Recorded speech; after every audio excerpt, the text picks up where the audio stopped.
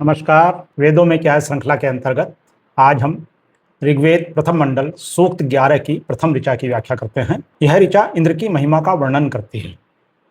ओम इंद्रम विश्वा अविव्रधंस मुद्र व्यशसं गिरेः रथितमं रथिनां वाजानां सत्पतिं पतिम्।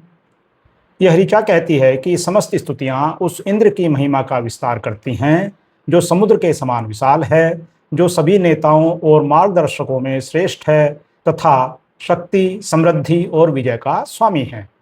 वैदिक साहित्य में इंद्र केवल एक देवता नहीं बल्कि साहस, नेतृत्व, कर्मशीलता, आत्मविश्वास और विजय शक्ति के प्रतीक हैं।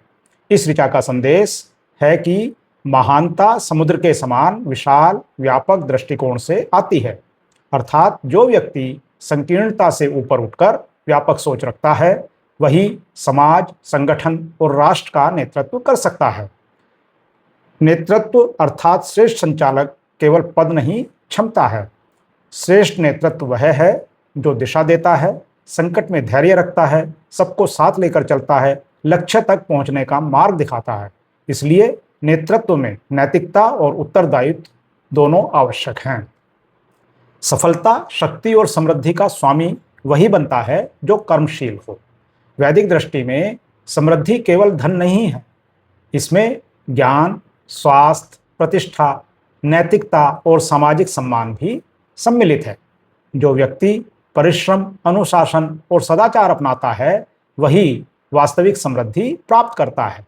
इस प्रकार यह ऋचा मानव जीवन में भारतीय संस्कृति के 3 मूल आदर्श प्रस्तुत करती है: विशाल चिंतन, उत्तरदायी नेतृत्व और पुरुषार्थ और उत्कृष्टता। इस ऋचा का संदेश यही है कि सोच जितनी व्यापक होगी, उपलब्धियां उतनी ही बड़ी होंगी। सच्चा नेतृत्व अधिकार से नहीं, योग्यता और प्रेरणा से प्राप्त होता है।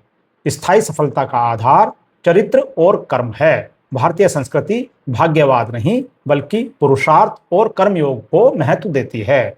ऋग्वेद की यह प्रथम ऋचा हमें सिखाती है कि विस्तृत दृष्टिकोण, श्रेष्ठ नेतृत्व और सत्कर्मों से युक्त जीवन ही वास्तविक विजय और समृद्धि का मार्ग है। आशा है आपको हमारी व्याख्या पसंद आई होगी। कृपया हमारे चैनल को सब्सक्राइब करें। धन्यवाद। नमस्कार।